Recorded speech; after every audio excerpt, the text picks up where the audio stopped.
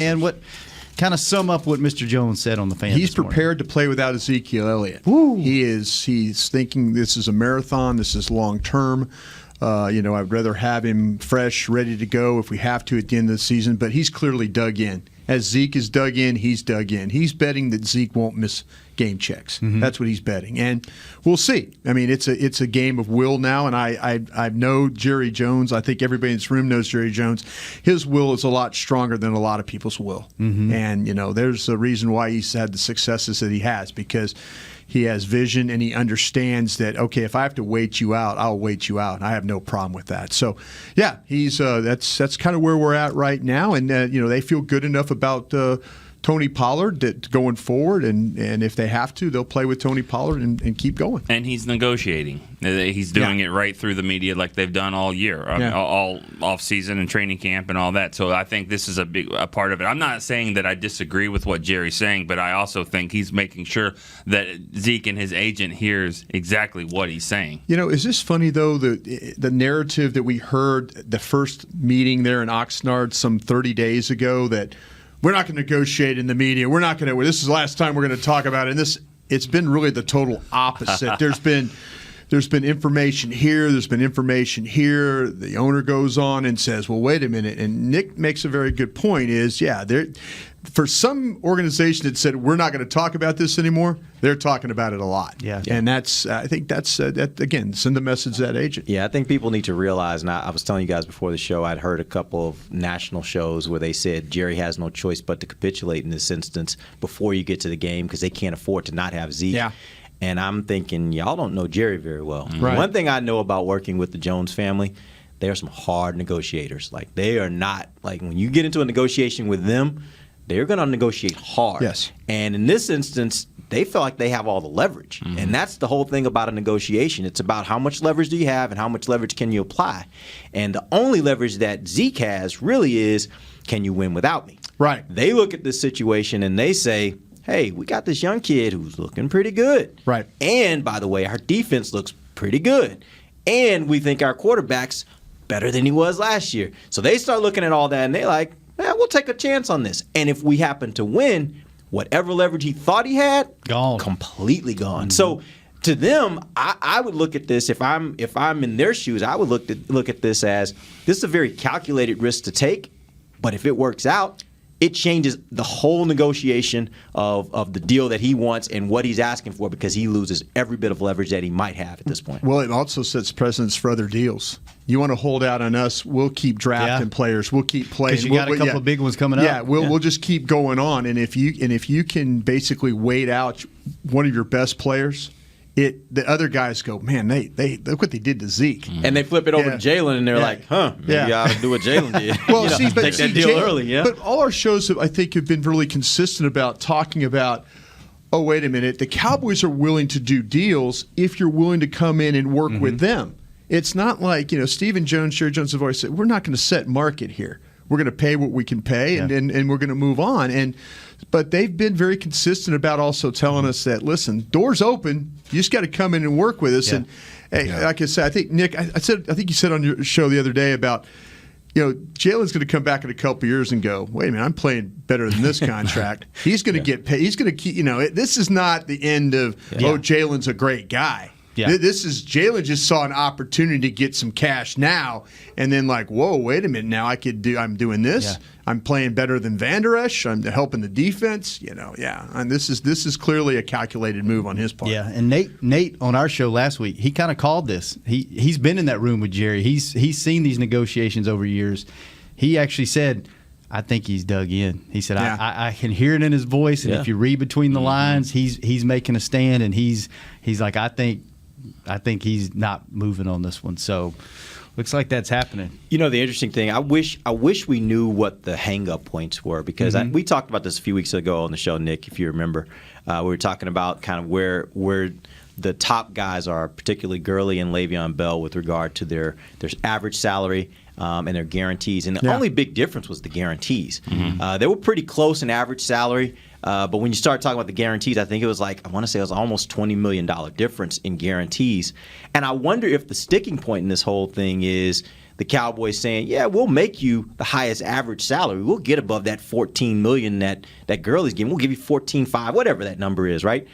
We're just not willing to guarantee up to where Gurley was guaranteed. If that is the sticking point, I'm having a hard time with why Zeke would feel so much like he should get those higher guarantees, because everything about what he's been so far with the Cowboys suggests that he should be willing to say, hey, give me the money, but if things don't work out, if I screw this thing up, I shouldn't have that guarantee. Now you're asking for common sense here. But I'm saying though, I'm saying when you're in a negotiation, you have to kind of think about, okay, I understand certain points of what I really want to get, but also I got to be realistic. And in this instance, I think that's a point that's hard to argue for him. It's hard. It would be hard. And again, this is an assumption that maybe that's the sticking point. But if it is, I honestly don't understand how he and his agent could make that argument that he should be making Gurley guarantees instead of closer to Le'Veon guarantees. But if I'm the agent, good point. If I'm the agent, I know Zeke is one accusation. He doesn't have to do anything. Absolutely. One accusation away from my paycheck and my livelihood for the next 5 to 10 years. If I'm the agent, I want all that money up front.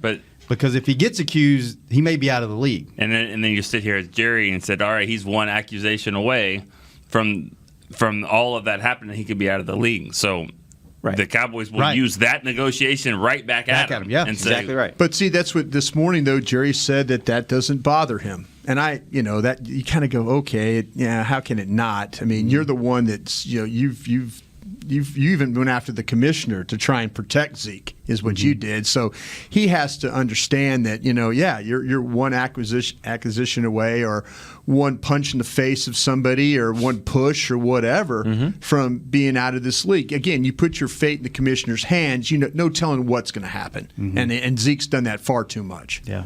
Do you guys think him being in Cabo, whether that's the agent trying to keep him away or him being away, has affected these negotiations at all? Yes. According to Jerry, it has. Yes. I mean, Jerry said this morning it's easier to get these kinds of deals done when the player is there with you and you're having some face-to-face conversations rather than always going through the agent. Yep. And I do believe, you sit down with a guy over a beer and you just really start talking about what's important to you, what's important to me. Let's figure out a deal. And sometimes that gets it done more than having the attorneys talk, because when the attorneys talk, they got a whole different agenda. Right. We saw what face-to-face does for Lawrence. Yeah. It's like, listen, I'm tired of this. And I think there's more problems with the agent than there is with the player. Me personally. I really do. And I feel like, though, that it's going to get to a point where if the holdout goes into the season, Zeke's going to have to look, and maybe even Zeke's family, as far as how involved they get, are going to look at this and say, what are we doing here? Is this really the best thing for us right now? And the agent's going to have to answer some tough questions. I mean, he's going to have to be put on notice by that family and by Zeke that, okay, I'm doing this for the best interest of you, but really, is it the best interest? I think that's something that's going to come up here in the next few weeks if Zeke continues to sit. One thing too that the Cowboys, you talk about not wanting to set the market.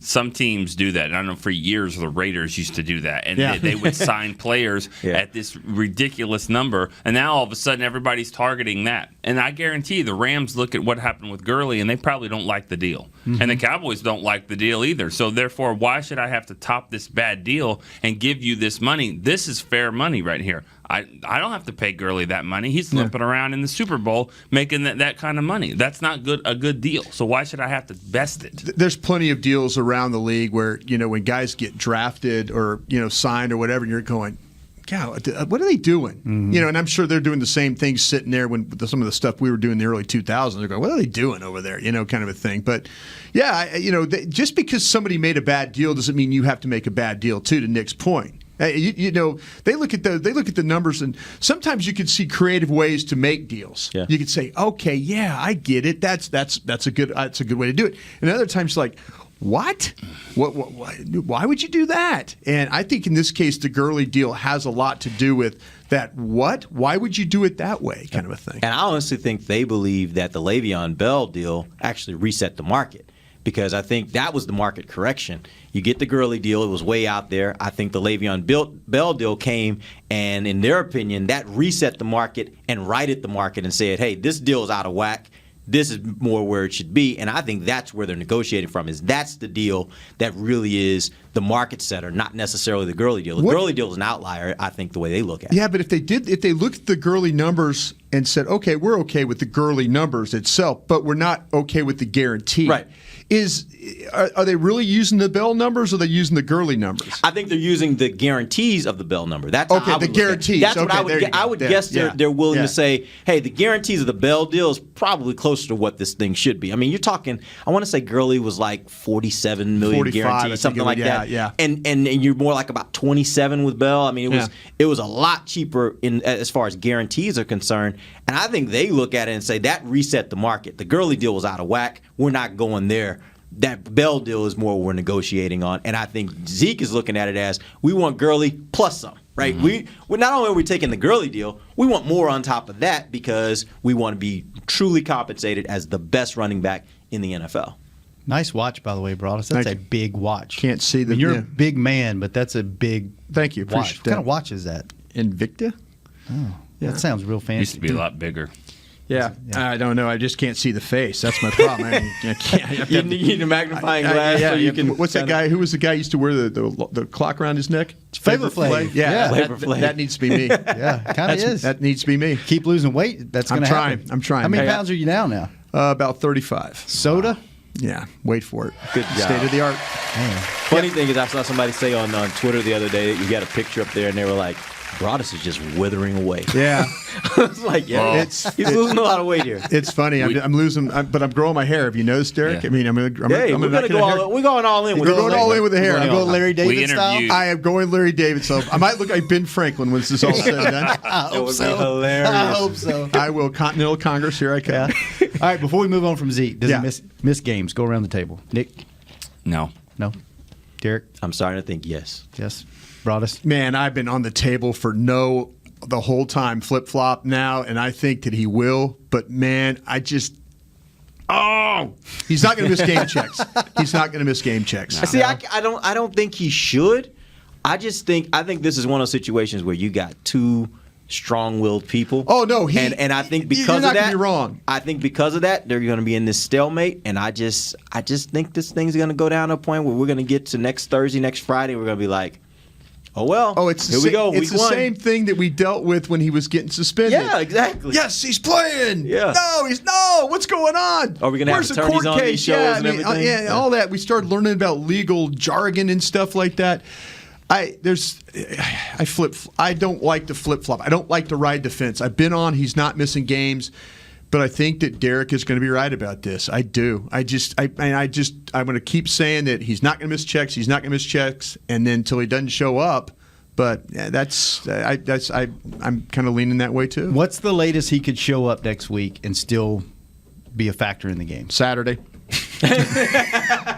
Kind of like getting on the plane going to Oxnard. Yeah. Is he coming? Is he coming? He just shows up at AT&T Stadium on Sunday morning, and it's like, get him a suit. I was expecting him to come jogging out last night. We were practicing, just show up on the field. No, but let's remember this. This holdout has not been like Le'Veon Bell's where he missed the whole entire offseasons and the OTAs and all that. He took every single rep that they threw out there, and it was what they call installation period. Mm-hmm. They're still running plays that Ezekiel Elliott runs. 38, 37, 32. Oh, wait, we're going to throw a screen. Okay. Now you can figure out, okay, hey, Zeke, by the way, we're going to put this new little number 36 in the backfield with you.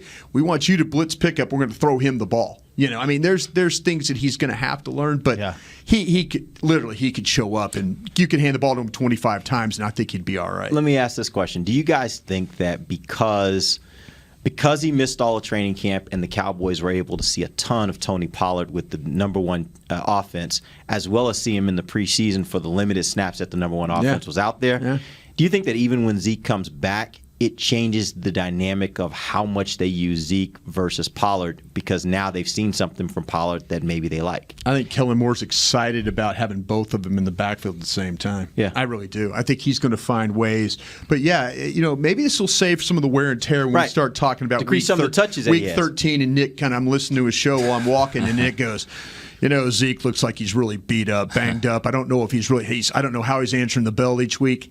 Now it's like Zeke, no training camp basically, not basically, no training camp, and then you have a back that can keep him fresh. This might be exactly what they need. Hopefully, when he comes out of the game and Rod Smith would come in, everybody's like, "Oh man, get Zeke back out there." Yeah, like how long we got to do this? Like how many series? I think Pollard will be able to be out there a little bit more. Well, too, this is going to be interesting to see what happens. And I always use that interesting. This is going to be that we don't know what kind of game Kellen Moore's going to call. We really don't. Yeah.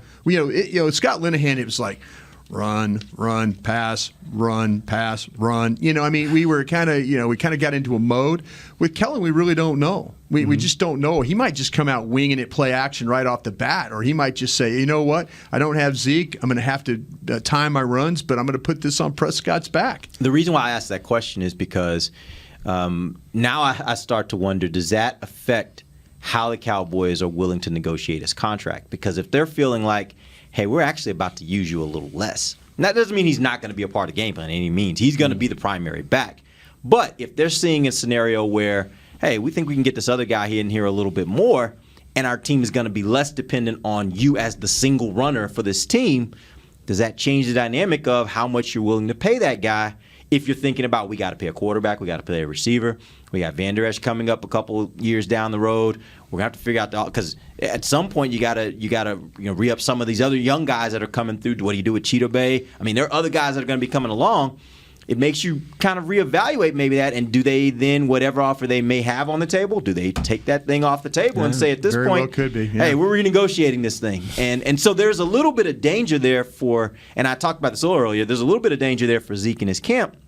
Because if he decides that he wants to try this with the games, and they actually confirm that Pollard is pretty good in there with the ones playing as a starter, even when Zeke comes back, it may drastically change how they look at Zeke as far as what he means to this offense. Well, but if he comes back, I mean, how does he come back? Does he come back with a new deal that's got all these guarantees? That's my point, though, is if he misses a game or two and Pollard plays really well, then maybe the Cowboys think about it from the standpoint of, we're not even willing to pay you what we were willing to pay you before. The deal's off the table. Right, the deal's off the table. Once you leave the Shark Tank, things change. Right, it changes, right? I mean, they may say, hey, we'll give you that average that you want, but we only want to do a 3-year deal. Yeah. Right? Because we might think that another 3 years, you might be closer to toward the end of your career, and this guy's going to be just taking off, and we're going to have to pay him, right? So I just think there's a lot to think about for Zeke and his camp with regards to holding out over games. Do you feel like that?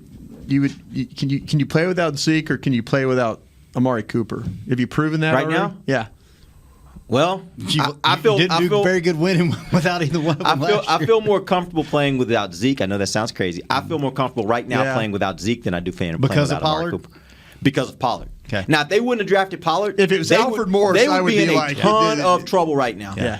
And let's also be clear. Tony Pollard hasn't done it in a regular season and hasn't done it over an entire game. Like, he's just done a couple, a series or two. That's it. The folks on Periscope are saying right now they don't think Pollard can get Zeke's numbers. We don't know. All we know is what we've seen, right? And it's been very limited. It just went straight no. I don't think he could get the. You mean Zeke's rushing totals? Yeah, and all rushing. That? No, yeah. Like I said, 2,000 yards. That's what you have right there. That was 2,001 yards last year. But let's also be clear. He doesn't necessarily have to do that in order to be an effective running back. I talked about it the other day on the show. Look at McCaffrey and what he does out in Carolina. Right. That kind of running back that's going to give you 70 yards rushing, 70 yards receiving, there you go, and a touchdown or two. That can be just as effective as a guy that's going to give you 140 yards on the ground and only 15, 20 yards receiving, right? Especially in a PPR league. Definitely. Definitely in a PPR league. But my point is, I think there are different ways to do it to be effective as a running back. Tony Pollard won't do it like Zeke. He's not the same kind of running back. But there's a way to make him effective in the NFL. We've seen it done before. This is not something that would be new and different in the NFL. But on 3rd and 1, when he gets hit in the backfield, is he going to still extend the ball, carry 4 guys, and get the first down in the 4th quarter, or is he going to just go down? What I know is in short yardage last year, Zeke wasn't great. Like, we didn't have – that was a problem last year. Did we not talk about that? When he was when they were on those short yardage situations, trying to get into the end zone, they weren't great. In the red zone? Yeah, they weren't great. I think some of the issues, too, with Suafilo and Looney and no point of attack blocking tight end. I think those were some issues there, So too. the point was even with the offensive line, if the offensive line wasn't playing at an optimal level, it wasn't like Zeke was going to be able to all of a sudden have 4 guys on him and still get the first down. Yeah. That wasn't the case. You got your offensive line back now because you got Frederick back. You hope that he's back to close to being what he was. With all that said, does the offensive line create the right kind of opportunities for Pollard to be successful? Well, I think Pollard is drafted to be a complimentary back, and I think that's exactly what he needs to be. If you try to make him anything more than that, I just don't think it's not going to be Zeke. He's not a workhorse back. Absolutely. And so, you might be able to get through a game or two, but I don't think it's going to be a situation where he's just going to be your featured back now. I don't. With a better defense, you can get by with Tony Pollard, right? Do you think your defense, that's part of it. Do you have to? Yeah. I think the defense is the most improved thing on this team. I think it's the best thing they do, honestly. Yeah. I think that when we finish the season, I think the defense will be the thing that we say that's the best thing that they do as a team. You have a legit opportunity this year to have a top 5 defense and a top 10 offense, I think. I think both sides of the ball from what we've seen, the tools you have. That's you fair. get Zeke back. I think I'll take a top 5 scoring defense myself. Me too. Mm-hmm. Yeah. And this whole Zeke thing might wind up being a blessing in disguise. Zeke misses camp. He's fresh. He comes in. You got first team reps with Pollard. Hopefully, you got first team reps with Pollard. So now if Zeke was there, you wouldn't have seen all this. You wouldn't know that. Hey, this is a legitimate. We think we got a legitimate back. Tony Romo's injury was a blessing in disguise. For everybody but Tony. Right. Got broken half. Well, I tell you what, they gave up on that quick. That could be deep blue in the future. They quickly gave up on it. You're right about that. They did. Blessings in disguise. There's your title. Let's take a break real quick. Speaking of Deep Blue, got one of those coming out soon too, don't we? Tomorrow? Yeah, Brian's going to hate it. I just finished watching it. Did you? Brian's on it. I'm on it. He's going to hate it. What is it? Let's talk about it when we come back. Okay. Let's talk about the game. Let's talk about, man, we might have to go an hour. Game, practice, cuts. We got all kind of stuff. We'll be right back on Hanging with the Talking Cowboys break. While a player could look good on paper, it's when he's out on the field that you really find out what he's made of. That's why the Cowboys rely on more than just stats and scouting reports when building their team. When picking a tractor, it's why you should rely on more than just specs and features. You've got to take it out and put it to the test. The Cowboys did when they named John Deere their official tractor. Experience one for yourself. Visit myjohndeeredealer.com/football. Do you want the most interesting, up-to-the-minute Dallas Cowboys news straight from the Star in Frisco? How about exclusive and on command? That's right, news and nuggets you can't find anywhere else. With our exclusive Cowboys content on Alexa, you can have all the answers, secrets, stories, and more. What's Stephen Jones thinking during a game? What's Joe Looney's favorite pregame meal? We take your questions to Cowboys players and coaches, and you can hear the answers directly back to you. Just say, Alexa, open Dallas Cowboys. Want to use what the pros use? How about the official men's skincare brand of the Dallas Cowboys, Jack Black? Right now, you can get the Jack Black Starter, a curated collection of Cowboys locker room favorites for just $10 with free shipping. The starter includes 4 Jack Black skincare favorites, plus a full-sized intense therapy lip balm. Go to getjackblack.com/Cowboys and use the code word TEAMJB. That's getjackblack.com/Cowboys. The Jack Black Starter, $10, free shipping. The excitement of Dallas Cowboys football is back at AT&T Stadium. The place is going crazy in Arlington, Texas. Don't miss your chance to see the Cowboys live when they host their NFC East rivals, the Eagles, Giants, and Redskins, plus the Green Bay Packers and more. Elliott works his way through and walks the dog. Single game tickets are on sale now. Get them before they're gone. First and goal, quarterback sneak. Prescott pushes up the middle. Touchdown. Visit DallasCowboys.com to get your tickets today.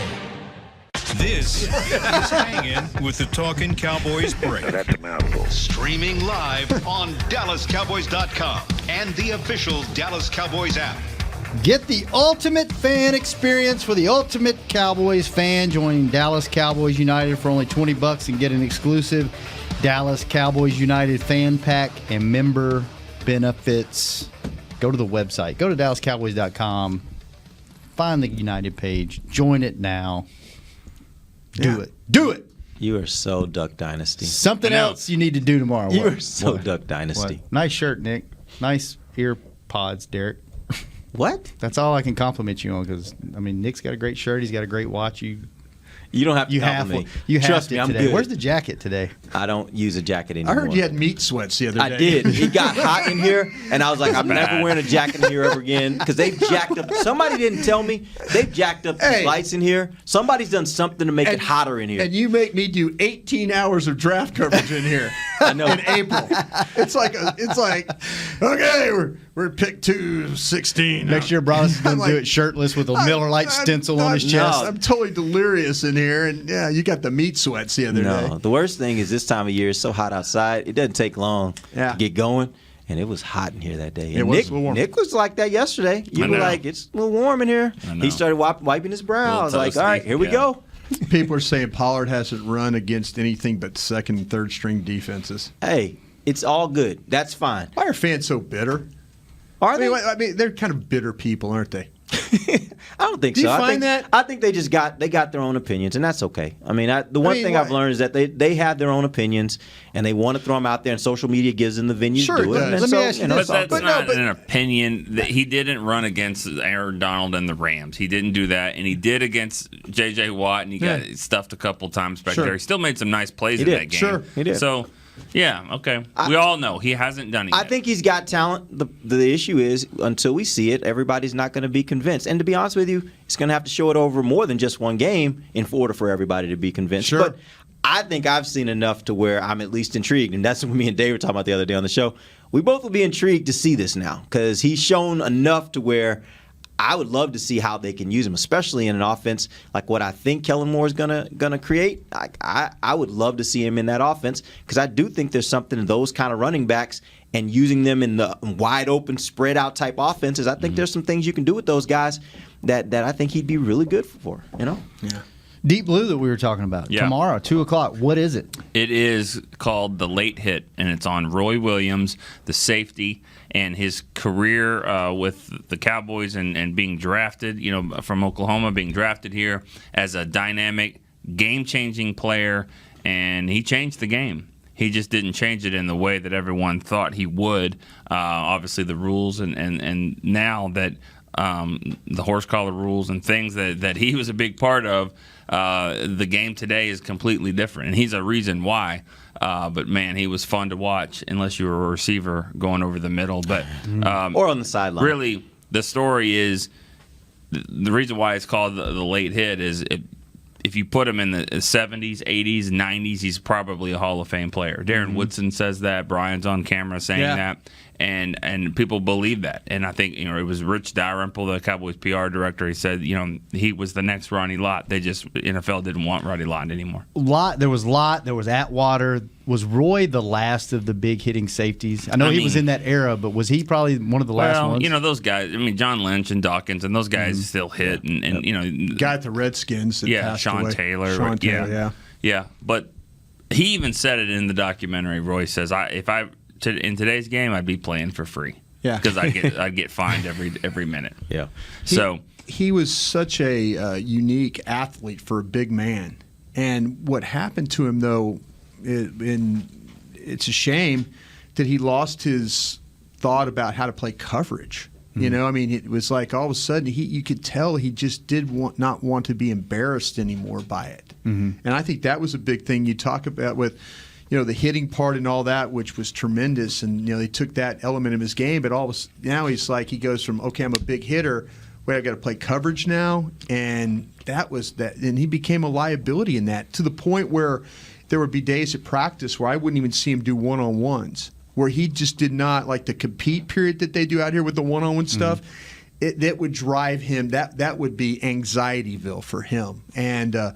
But, yeah, he's just an incredible player. When you watched him, studied him, drafted him, it's incredible how we actually drafted him. I think you have to watch the documentary itself because it came down to it's one of the great stories in my draft day experience of Jerry Jones having two general managers on the phone at the same time and getting one to admit or get them to admit who they were going to take. You never get that in a war room. Never in that situation. That just shows you what Jerry Jones can do. And he got him. He says, "Hey, listen, boys, this is kind of where we're at, and let's do what we have to do." So yeah, it's totally worth watching this documentary. Just to clarify, the reason why I said Brian's going to hate it is because we filmed it about a couple months ago, and that's before Soda got after it. He's not going to like it because it's like he's like 35. His old self. It's a great story. It is a great story, and we didn't have a lot of great stories. We didn't do a very good job with player evaluation. He was your marquee player because that's when I came in and I worked on the merch side, and that was the only guy we could sell his jersey was 30. You didn't have any offensive guys. When you're 5-11, you don't have a lot of guys. We really struggled. No, we struggled, and there was a lot going on at that time, and we had to try and find something, and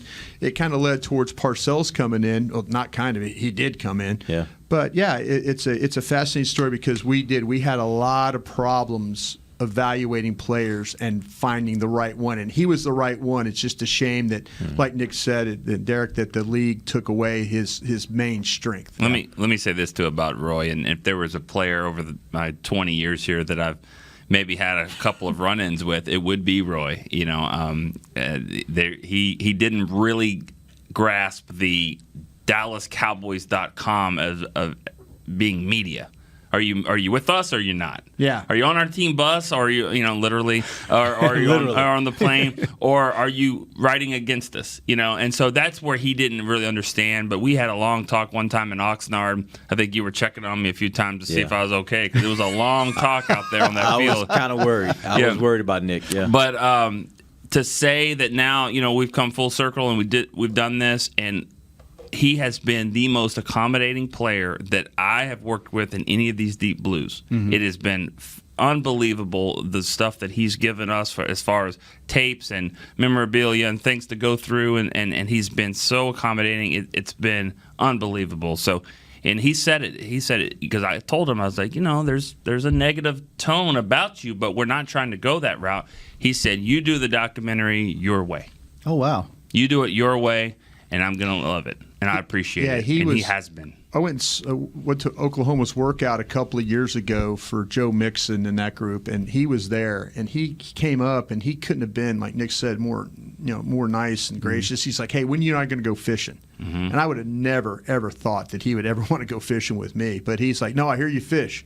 Where you go, all that." So, yeah, it's great. And like I said, it's a great story. Yeah. It is a great story. It's a shame that it came to the end the way it did, because he could have been a tremendous player. He was a tremendous player. Yeah. He just his career wasn't nearly long enough. I saw Broadus is in it. Woody's in it. Who else is in it? Andre Gerard is in it. He was drafted in there. Yeah, Bob Stoops went to his mansion house and in Norman.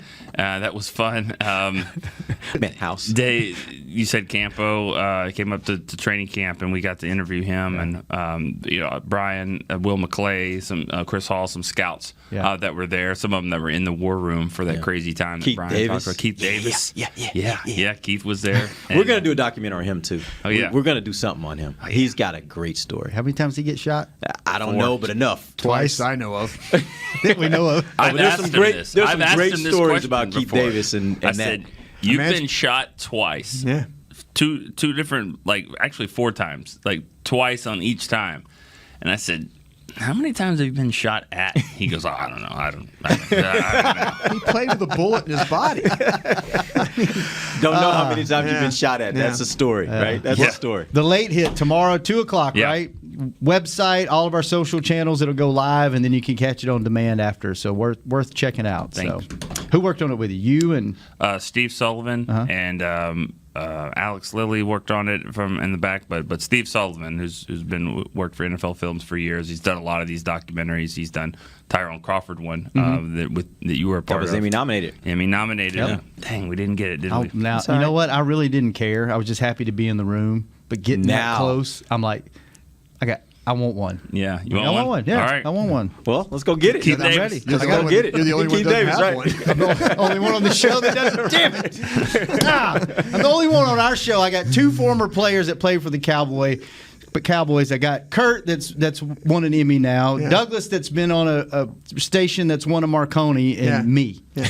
I got to do something. And you're hosting. You're out hosting. Yeah. And you're hosting. What does that say for our production value? Our social. Thanks, Miles. Hey, our Thanks, social Miles. team was 2 years ago that you guys were in the room. 2 or 3, the Sports Business Journal, best in sports social media. With Jerry. Well, that was a nice little trip. We got to get on the plane and take the private The more jet. I think about that, the more I think it was kind of a pity thing. Like, we're honoring Jerry for like all-time achievement award. How can we get the Cowboys involved so he can have social media? Yeah, social media. Let's throw him in there. Don't do that to yourself. I'm just kidding. All right, we got about. We were going to go 30 minutes, but I'm thinking maybe we at least go 45, maybe an hour. Is it worth even talking about practice last night? Anything happened? Do we need to do that? Yeah, you got a lot of guys practicing well. What happened? To me, and Scout's Eye will be up here this in a little bit. Wait, this was the last public practice, the right? last public practice, and nice crowds, by the way. Yeah. Oh, yeah. At Great turnout. at the Ford Center there at the Star, and so I did that right, didn't I? Ford Center. Yeah, Ford Center. Yeah. And so I think the thing is you got Lawrence practicing now, and you've got Crawford practicing now. You got Jones practicing now at corner. So which is great. Yeah, Great these guys. Yeah, these guys that are all getting involved.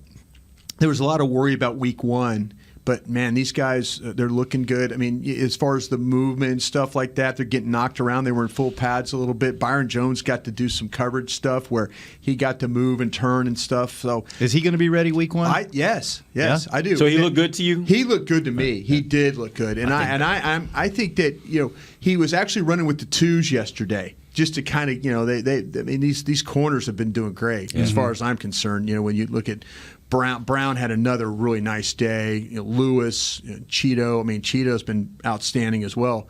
So he's having to kind of work his way back in. But I'm excited about this group. I'm excited about Byron Jones being out there. He looks good. He looks fit. Again, I said the movement was fine. We'll see how he practices next week and should be good to go. We got a chance to talk to Zach Martin as well. Zach was, he said his goal once again is to play 16 games. Last year he missed his first 2 of his career. He said, you don't want that happening again. The goal all along was to get ready for this Giants game. He says he feels much better than he did in Oxnard.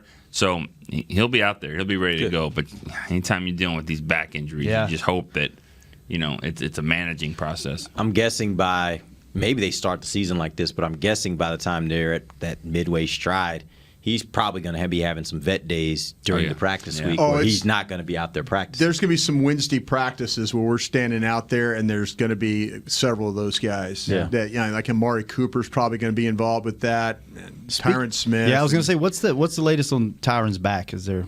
I think it's one of those things where you guys are going to be on the road in week 7, and you're going to wake up in a hotel, and you're going to go, oh, wait, what happened? And you just never know with him. Mm-hmm. You never know. He's going to wake up in one day and it's going to bother him, or he's going to. Boy, he looks so good. I mean, and I thought, man, him, Malik Collins, those guys, and then all of a sudden it's he had a back flare up. I'm like, okay, just when I think I don't want to live with this anymore, I'm living with it again. Yeah, because he said in the offseason he felt better than he's ever felt. Yeah, that's what I'm saying. Yeah. He gets that point. That's a weird point about him, that you just don't know. Like, say, week 7, week 8, you wake up and you guys are somewhere on the road and it's like he can't play because his back locked up on him. It just comes and goes for him. That's the part about playing offensive line. No matter if your back feels great or not, at some point, because the back is not made to be torqued by a 300-pound man, right? And so part of playing offensive line is that you're going to get pushed back and you're going to be contorted and you're going to all those kinds of things. And eventually it's going to, if you already have back issues, eventually it's probably going to flare up when you're doing football stuff. Back? Do people push Tyron back? Good point. When did that happen? I will say this for the offensive line. If you want to see some positivity, though, Travis Frederick is – each practice, Travis Frederick has gotten a little better. Each game, Travis Frederick has gotten a little better. So I think that's a good thing going forward into the season. I think that helps. Travis Frederick surely helps Connor Williams, and surely will help whoever ends up playing right guard. Hopefully it's Zach Martin playing right guard. If you saw Travis Frederick walking around in the locker room last year, you would have never thought he'd be playing football There's again. no question. I mean, he just, no offense to him, but he was going through that. But he looked like a 75-year-old man walking around. You could tell his confidence. He had no confidence. He just had he had a limp to him, and he was broken down.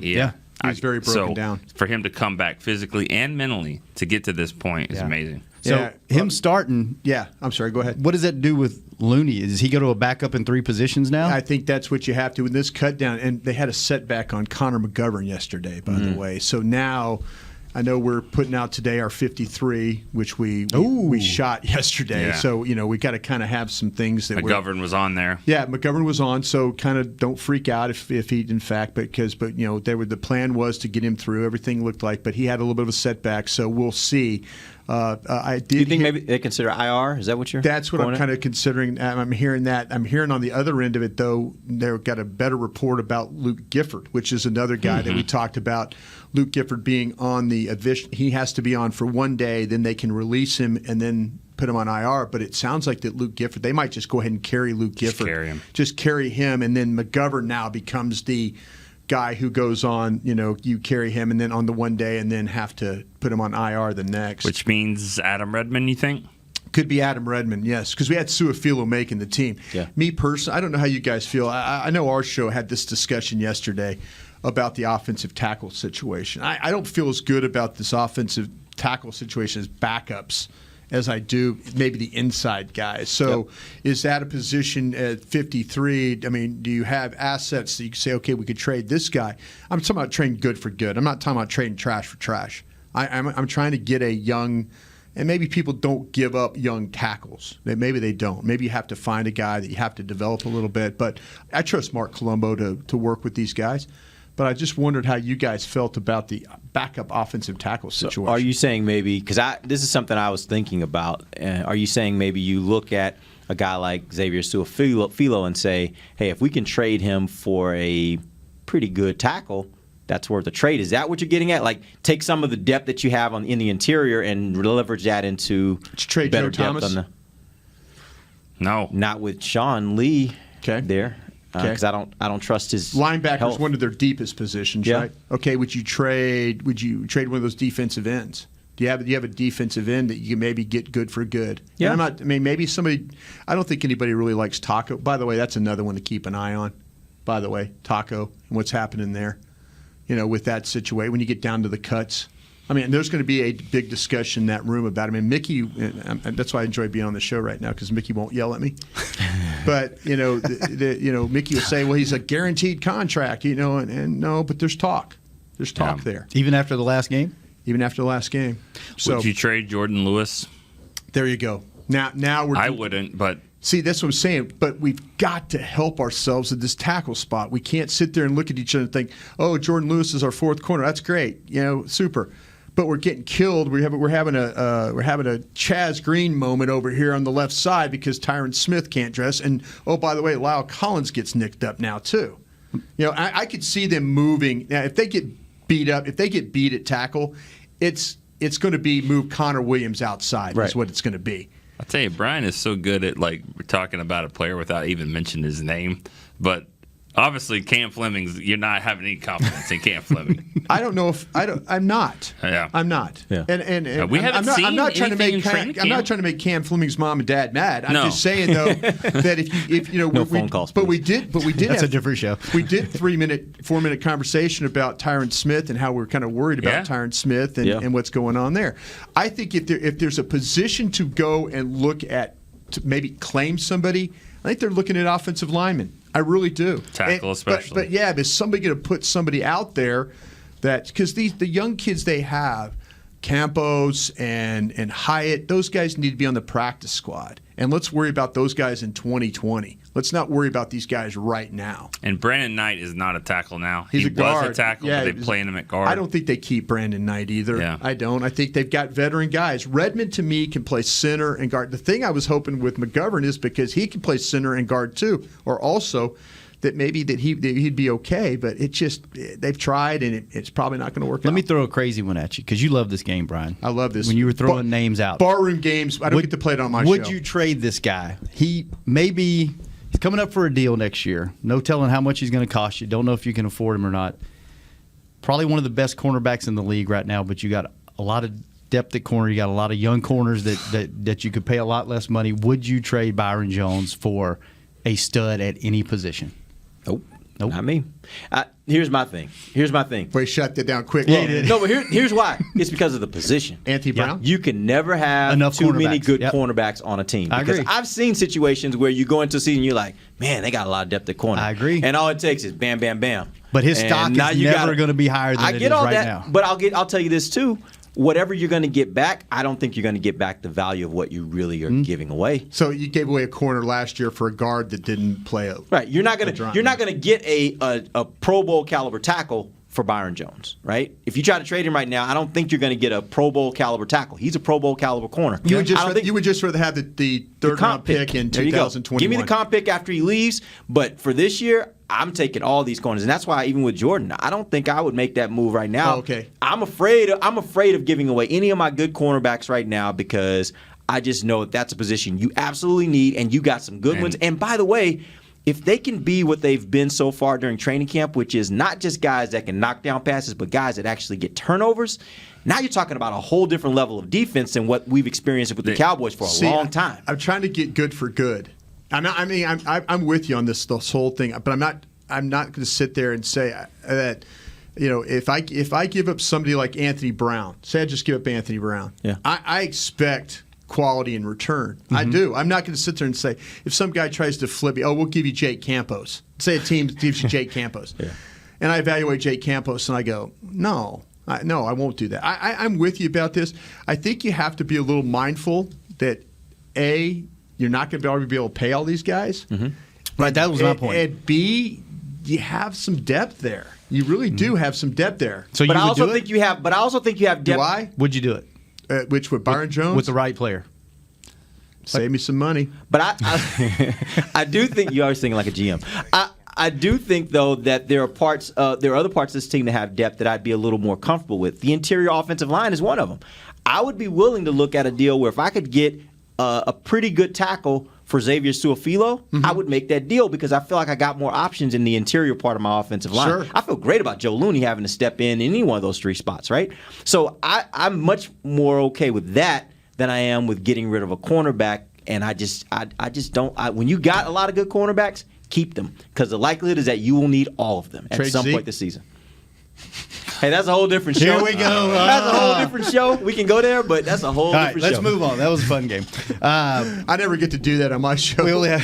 I just don't. You know, you get yelled at for that one, I do. for I get sure. make We all- get yelled at for that one. you know what? I want to bring you on our show. Yeah. And just you bring games. Okay.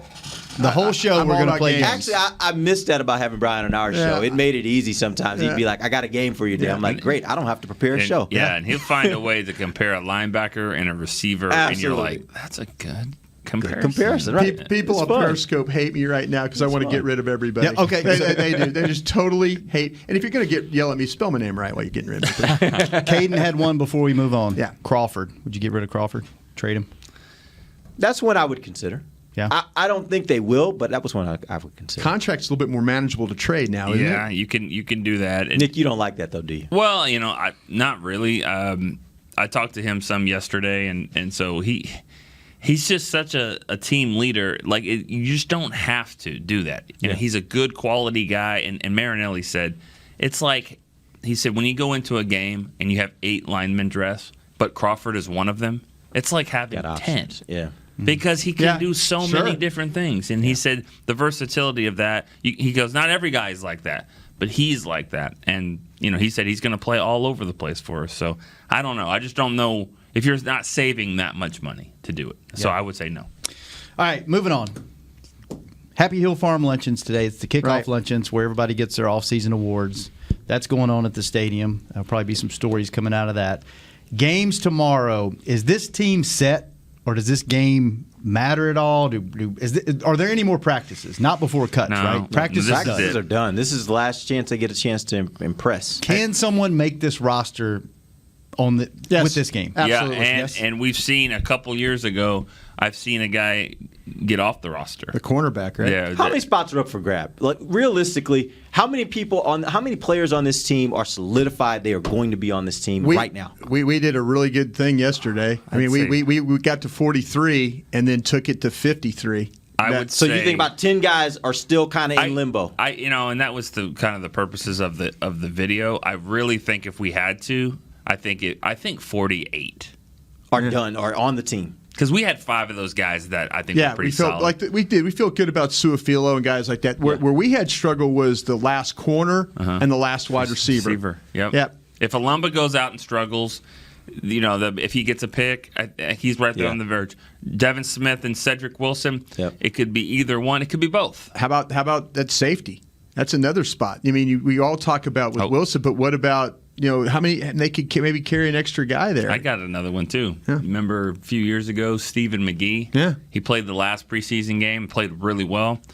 If Mike White goes out, I just don't see it happening. But if he goes out and plays balls a great game, right. Yeah. I just don't think they're gonna. I think it will be enough to say, you know what, let's don't put him out there.